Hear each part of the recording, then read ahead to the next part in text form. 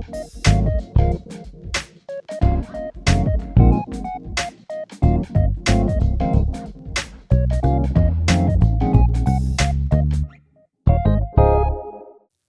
good people, Davia here, and welcome to another episode of Tales from the Shaker, a Davia Williams Stevenson podcast. Okay, I want you to buckle up. This is a cause month, I'll call it that, and I've got a young woman here with quite a story. I was trying to think about when I met you, Angie, and it was shortly after I moved to Ohio. So it's been at least 20 years. At least. Yeah, years. I've been here 24 years, I think, 23 or 24 years, so at least. Back in your hairstyling days. Yes. And like I was telling you earlier, it ain't never been the same.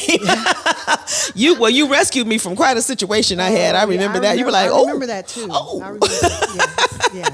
It was a challenge. It was a challenge, but let me tell you, the Holy Spirit healed that head. Let me tell you. Anyway, you're doing a whole lot of other things. There's been a lot of life before then and since then. And we're going to talk a bit about a tough subject today, but one that is all too common, unfortunately, all too common.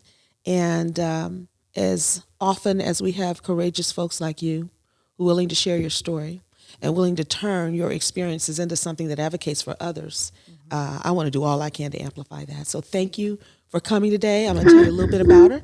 Oh, yep, I don't know. Just be friends with your microphone. If it drops, just pick it up. We'll figure that out. This is Angela Boykin. I knew you was Angela Clark. Now you're Angela Boykin. Yeah, yes, ma'am. You're a dedicated wife, mother of 3 adult children, and proud grandmother of 3 beautiful grandchildren, and a passionate advocate for victims of domestic violence. Your degrees, you have degrees in law enforcement technology and criminal justice that you acquired from the Ohio University. You currently serve as a leader of the women's ministry at City Church in Reynoldsburg. And for the last 15 plus years, you've been a trusted panelist for the annual Celebrate Survival event sponsored by the Omega Psi Phi fraternity. Angela created a short video documentary, which I saw a clip of it this morning. It puts you in the mindset of SVU. What's it called? What's the TV show? Not criminal. Law and Order. Thank you. Law and Order SVU, or one of those. The way the documentary is, the way the story is built and the scene is set, and we're hearing your voice over. It's quite powerful. I'm looking forward to seeing how that continues to get traction, how that's going to be used. But it's a short video documenting your story of survival, and it's currently in the process of being featured on the U.S. Department of Justice website. Okay. So through your leadership, outreach, and unwavering dedication, I do know you as a dedicated person, she continues to be a trusted voice in the fight against domestic violence and a source of strength and encouragement for those seeking safety and renewal. Thank you for being here, sis. Thank you for having me. Oh, my goodness. I reconnected with you. Was it just last year at my retreat, at my conference? It was. Yeah. I don't think I knew you were coming. I missed seeing your registration come through, and I looked in that room. I was so thrilled to see you. I was thrilled to see you. It had been some years. It had been some years. Yeah. Too long. So hopefully we stay connected now. We shall. Yeah. And that retreat I like that. was amazing, by the way. Oh, well, the next one's coming up in a few weeks, so I'll thank you. We'll have you shoot a promo before we're done. Okay. Absolutely. But hey, I want to talk a bit about, if you don't mind, I want to share with the audience your journey to becoming this advocate, right? We know you went through a horrific experience. And are you comfortable with sharing a bit more about that story? Absolutely. That story has been such, if I'm allowed to say, it's been such a blessing in disguise. Now, you may think, well, how can being kidnapped, held at gunpoint, and raped be a blessing? However, it has allowed me to really walk into my purpose. And that purpose is healing, advocating, just being a voice for so many women and men who have been victimized by domestic violence. Yeah, it's really something how that seems to go together. Hard experiences, survival stories, and how if you come through them with a sense of purpose, how you can pave the way for many other people to feel free, to get freed, Absolutely. to speak up, to know you're not alone, right? One of those universal lies Right. when we're going through stuff is that nobody knows. Nobody's as bad as me. I'm alone in this thing. And by sharing your story, you let people know that they're not alone in this thing. Absolutely. Yeah. How do you feel about, I mean, this one's going to be a little bit more adult rated. How do you feel about telling a bit about what happened?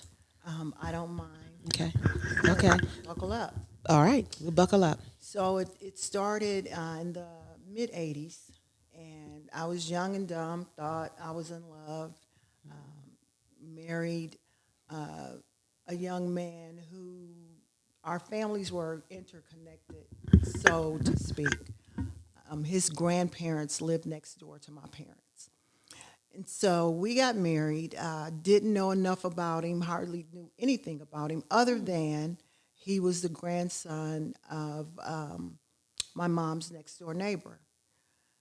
So after a brief courtship, we married and moved probably about a mile or so from my mom. Okay. And of course, things in the beginning were great. I worked for General Motors. I just gotten hired in, and back then, that was the goal. Yeah, yeah. to work at the factory. Michigan. You lived in Michigan. Yes, Yeah. you lived in Michigan. Well, so you could get good jobs. Yes, good job. Yeah. You could take care of your family and, have great health insurance and all of that, provide very well for your family. So I was working there. He was recently home from the military. And so we started a life together. And soon after, maybe not even 6 months later, things start to unravel. Who would have thought that? But they started to unravel, and I soon realized that this was not something I should have done. Okay. So there were a little bit of verbal abuse, not a lot of physical violence. Of course, I would not have tolerated that. So I thought, I know my dad always said, my dad cursed like a sailor, so I won't say what he said, but nobody needs to put their hands on you. If we didn't beat your blank when you were young, nobody has the right to do that now. So he instilled that in me. And so it kind of looked like it was going that way. Okay. And I was like, nope, want a divorce, you got to go. Because the apartment we shared was originally mine. So you got to go. So he left and went back to his grandparents' house, who, remember, lived next door to your my mom. Okay, right. So he didn't go far. He didn't go far. Okay. So then I went to work. I was also pregnant by him at the time. Okay. And I had, my oldest son was about 2 years old. He was 2 years old. So my parents watched him for me. Oh, sure. While I worked. And I was dropping off my son at my parents' house, and he comes out of his grandparents' house. Later on, I would find out that he was watching for me because he knew that routine. Mm-hmm. So he came out of his grandparents' house, and he had a large manila envelope. And it was bulky. I didn't think anything of it. Excuse me. And he comes over to the driver's side. He says, hey, I know we're not going to make it. Can you give me a ride downtown? I'm going to re-enlist in the military. Well, later I found out that he could not because he was dishonorably discharged. Okay. So, again, young people and sometimes old people, do your research. Yeah. Is that one for the camera? Yes. Do your research. Background checks are okay. Yeah, yeah. So anyway, he says, well, I'm going to re-enlist. Can you give me a ride downtown? So I said, okay, it's fine, but I'm on my way to work. And he said, oh, just give me a ride downtown. You'll make it on to work on time. You always leave early anyway. Okay. So he gets in the car. We go down to the corner. Downtown is to the left. our apartment is to the right. So I put on the left blinker, and he's like, no, turn right. And I ignored it and turned left. And he pulls this 45 caliber gun out of this envelope, puts it to the back of my head, and says, I said, turn right. Now, previously, before he moved out, or before I kicked him out, he had put his hands on me. He tried to strangle me. And a lot of times, females or anybody who has been assaulted in that way, they say, well, he choked me. No, it's strangulation. Choking is something you do on your own. Swallowing something that didn't go down properly. Strangulation is someone putting their hands around your throat. So I say, you strangled me. Well, actually, I said you choked me last night. Yeah, we probably didn't have that. Yeah, sure. And he said, oh, I did? I said, yeah. And he says, well, let me see. Meanwhile, he still has this gun to the back of my head.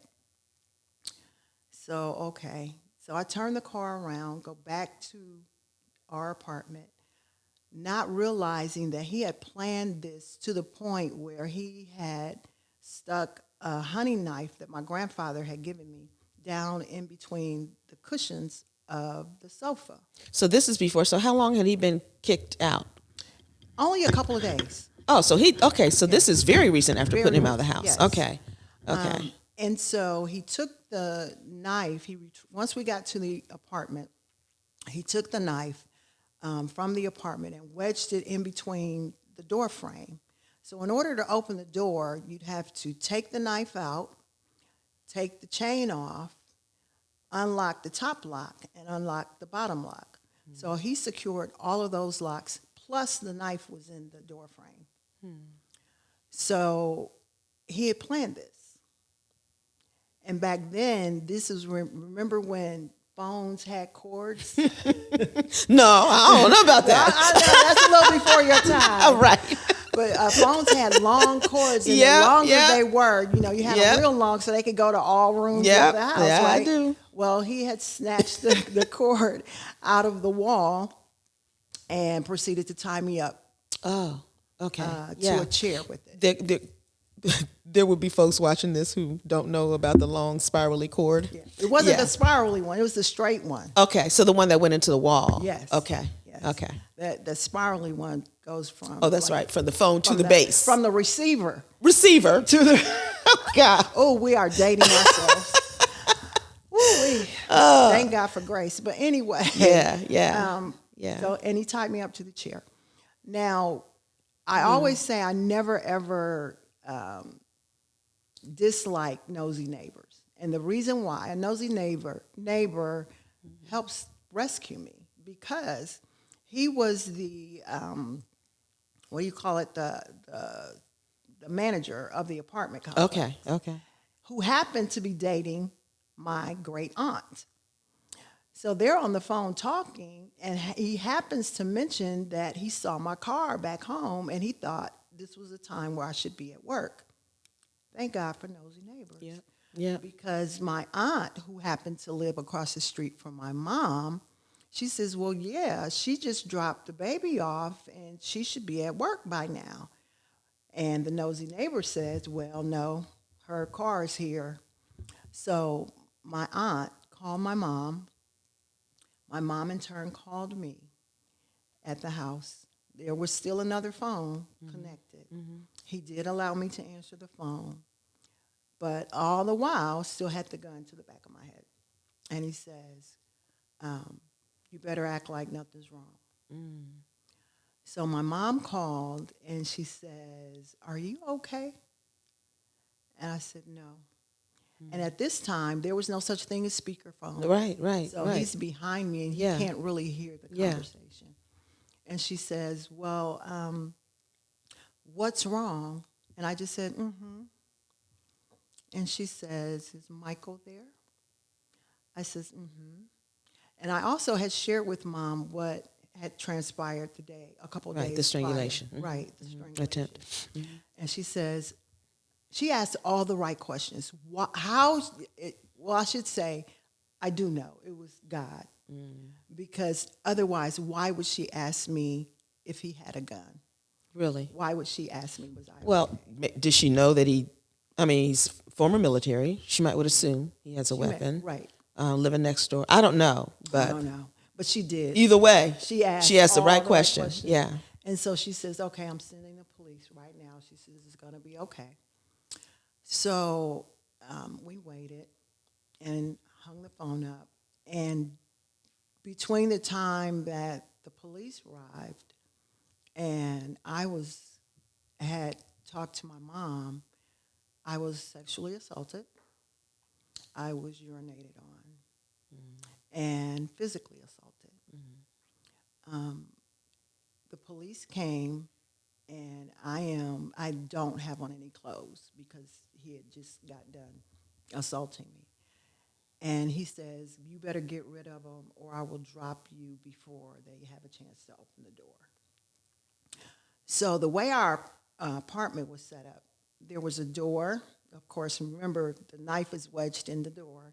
And there was a picture window with horizontal blinds. So he's standing behind me, gun still to the back of my head. And he says, get rid of him.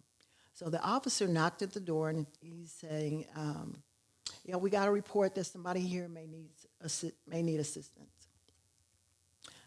Is that you? Are you okay? So I opened the blinds with my hands so that they could see my mouth.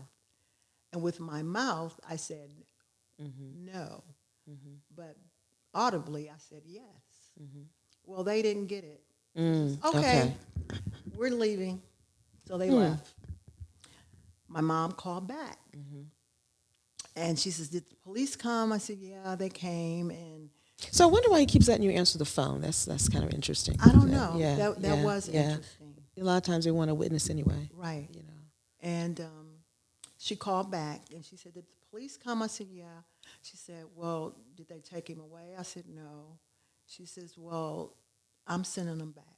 So she sent them back. Now, my mom has no law enforcement knowledge at all, but she told them that shots were fired. So I later found out that anytime there's a report of shots fired, they have to, quote unquote, close the case. They have to see it to the end, figure out, what happened. So they came, and by this time they had figured out that he was in there and was holding me hostage. There was SWAT on top of the roof. I could hear them walking. It was a flat, and it's 12 hours of them negotiating, trying to get him to let me go, to throw the gun out. And it's an interesting story about the escape. I don't even know if you have time for that, but it was very unreal at the time. How you got away from him? Yeah, I've been praying the entire time. And, sometimes you pray out of fear. Like when you're on a roller coaster, oh, Lord, if you just get me off, I'll never ride another roller coaster. Yeah. And then in my later prayers during that ordeal, it was like an audible voice of God said, you're not going to die like this. And I became calm. I had the nerve to believe it, at that young age, that I was not going to die that way. And so I started praying for him. Yeah. Out loud? No. Inside? Okay. Inside. And he was on the phone with the negotiators. He had his back turned. And I'm not Catholic, Baptist, Southern Baptist, born and raised. And I made the sign of the cross from his head to his waist and across both shoulders. And he turned around as if I had thrown water on him in shock. His voice was something totally different than the voice I had been hearing during the whole ordeal. And he cursed me like, it was almost like demonic. Yeah, so you're seeing your experience of this, as you recall it, is that this was a spiritual warfare. yeah, yeah, yeah. And So can I ask you? So I know that he was attacking you between the first call um, of your mom and the police coming. What's happening during the 12 hours? the 12 hours, During the longer period of time, once the He's- police come back and have to close, the 12 hours sexual assault, he physical continued assault. to Yes. repeatedly And through that never time. laid the gun down. Yeah, never laid the gun down. Talking, he told me about things that he did in the military. He actually told me he killed someone in the military. And I asked him, I said, well, why are you telling me that? Oh, it doesn't matter because you're not going to live to tell anybody.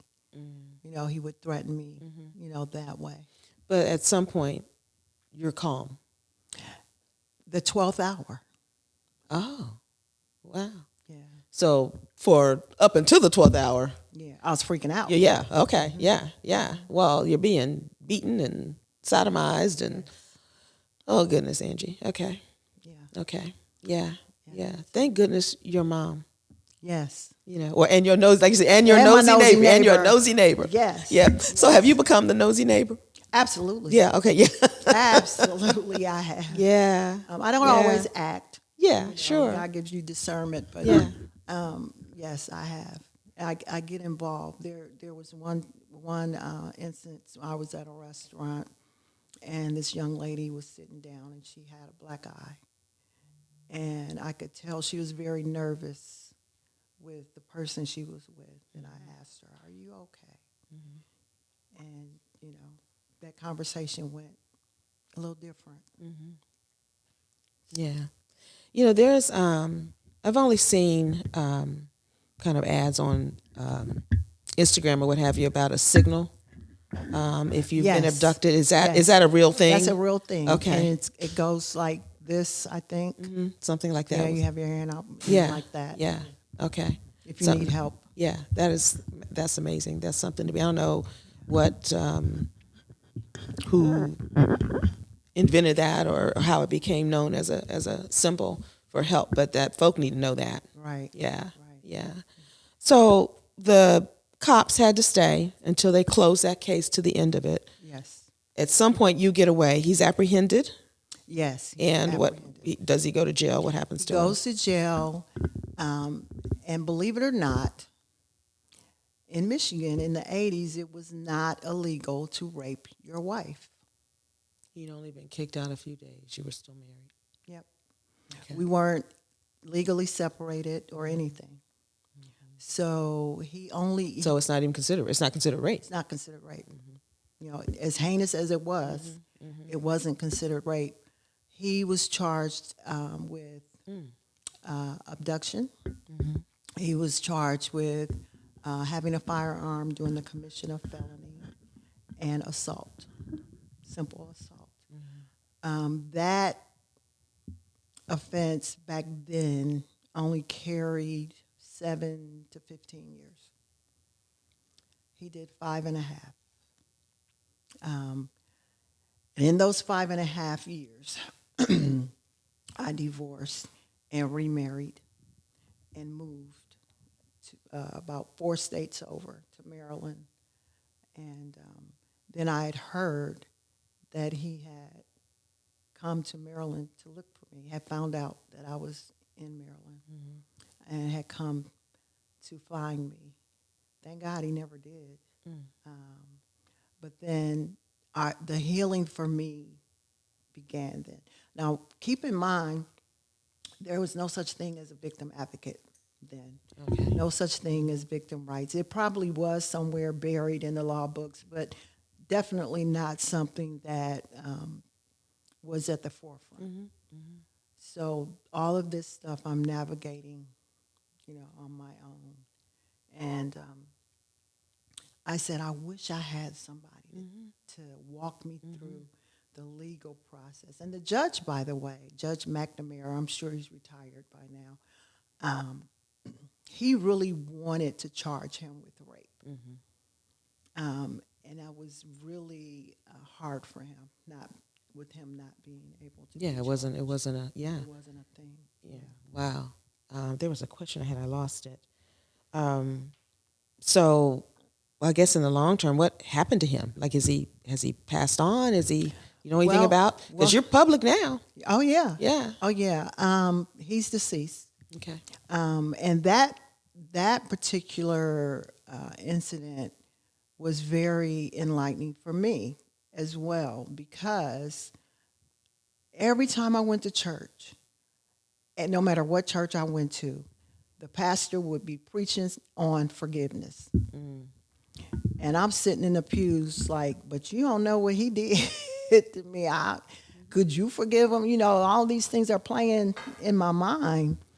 And I eventually grew to know that was something I needed to do. So it was Mother's Day, I believe, 2000. And I had just gotten off the phone with my mom. And she called me back, and I said, did you forget to tell me something? Why did you call me? She said, I just read the obituary. Michael is dead. And I felt sadness, but not really grief. Just like if you were to hear of your favorite celebrity dying. You don't know them, but you like, oh, wow, that's sad.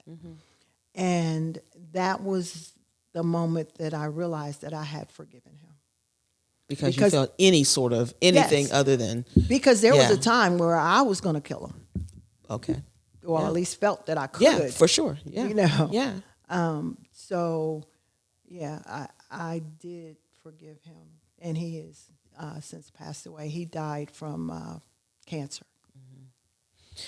Wow, that's a whole nother thing. We could unpack the whole forgiveness space.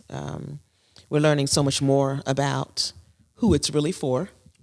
Right? Yes. It was for your release, not his. Yes. It didn't validate, excuse, or anything, what he did.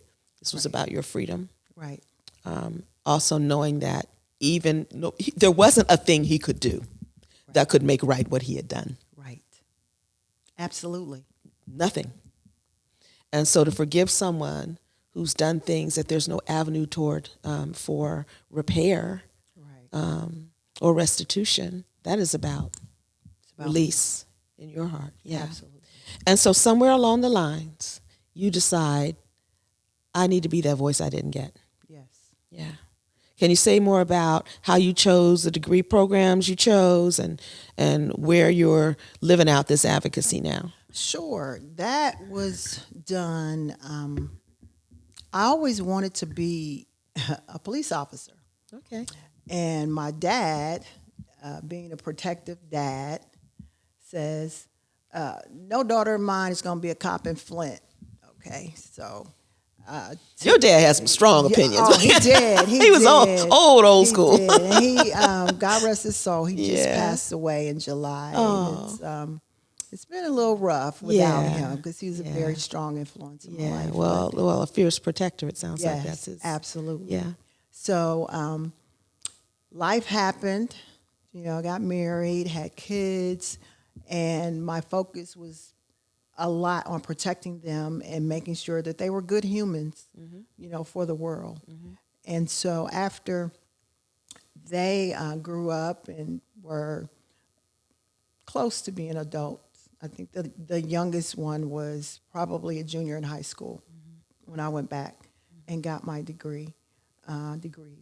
And just wanted to be an advocate. And I think that experience kind of pushed me in that direction. And to move in that space after you were freed. You know what I mean? I don't mean freed physically, but freed emotionally, freed mentally, healed, forgiven, restored. You're remarried, you have children. Your life could have moved forward and you could have left that behind. Absolutely. But you chose not to. Yeah. I guess you got a good bit of your father in you. Absolutely. Absolutely. Absolutely. Yeah, that protective nature in you. Yeah. That's amazing, Angie.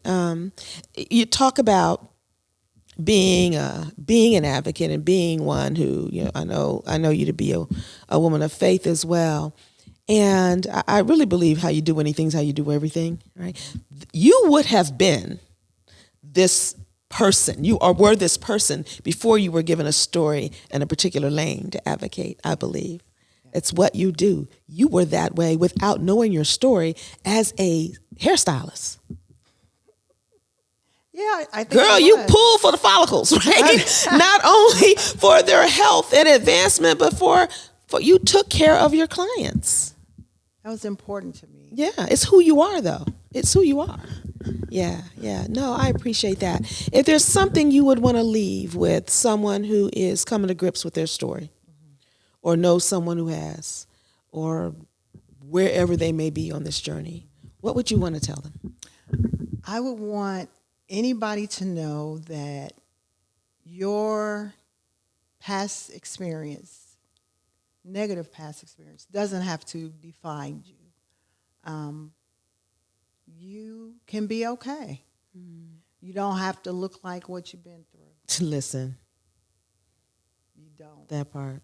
Yeah. And we never go through anything just for our own benefit or demise. I believe that everything we go through is God's way of preparing us for ultimately what he has for us. And it's not that, I don't think that he causes it, because I'm not going to get into a religious debate or if this is this, why is this. But I believe that he knows it's going to happen. And that one scripture that I held on to was all things work together for your good. All things, not a few, not just the good things, not, everything. And it's up to you how you use them. Thank you for that. One thing I find a common experience in the conversations I've been allowed to have with people, there is always this sense of connectedness to, I would imagine most of my sphere, there are people who are a Christian faith, but at a minimum, a connection to the spirit world, to something larger than themselves. And I think that's behind a lot of purpose, behind how many people are able to make sense of things that are senseless. That's senseless. That should have never happened to you. That should never happen to anyone. Yet, unfortunately, it does by people who are broken in their own ways. And for you to even have found a space of, and you didn't use this word, so if it's not the right word, say, and say that, but of compassion, maybe? I don't know what an element of your being able to, like at one point, you did the cross. Now, I don't know if that was like, get away from me, like, I'm your shield, or if it was, you see that this is a human with a spirit that is damaged. I don't even know if all that was conscious for you at that time, but there's some sense of connectedness to the fact that this person was a human. Was a human. Yeah. And you are not an okay human who could do what he did. Right. Absolutely. Yeah. It was a sense of compassion. I think that's a very good word because he wasn't born that way. Whatever transpired in his life all came together to create that person that he was. Yeah. And that's why it's so important for people to be healed, to recognize that they need to be healed. And I know this is, about domestic violence, but mental health Yes, ma'am. is so important. It is. If your stomach was hurting for too long, you would go to the doctor. Yep. And, no shame. And figure out what it was. Yeah. Yep. When your heart is hurting, when your mind is hurting, it's equally as important. Yes, it is. Well, I believe that for sure. I know you do. Yes. So thank you for sharing it, for emphasizing that. It's the truth. And I hope that as a result of this conversation, this snippet of your life, it's only a snippet, this 30, 35-minute conversation, so we don't really get fully into the spirit of you and all of the twists and turns that have developed you to this beautiful woman and wife and grandmother now that you are. But I love the title grandmother. Yeah, come on now. Oof. That one's fun. That one is fun. But I'm grateful for it. And you chose in the damage that was done to you to turn it into something that was life-giving to others, yourself and others. Absolutely. He was not able to do that. No.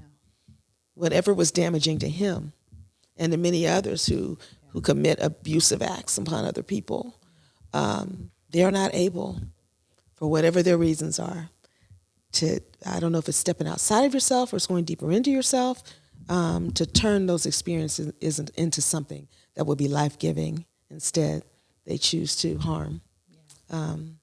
It's tough. It's tough. It's tough. It's tough to understand. People are complex. But I certainly am grateful that you believe that all things work together for the good. Yeah.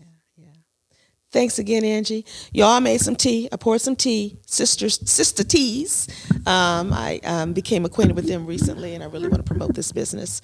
We have I think it's gingerberry is the one that we chose to do. Yeah. So I just poured a little gingerberry, some organic honey, popped in a dried orange and some rosemary. There's some rosemary in the blend. It is so fragrant. Amazing. It's really good. So keep Sister Teas in your mind, folks. Cheers, lady. Cheers. I don't think I can reach you. So, okay. And then we got to take a sip, even around our microphones.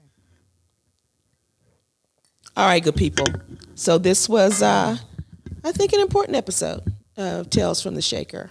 I hope that, actually, I'm convinced that someone who was witness to this conversation heard something that freed them, encouraged them, unlocked something to shake things up in your own life. All right, good people. Until next time.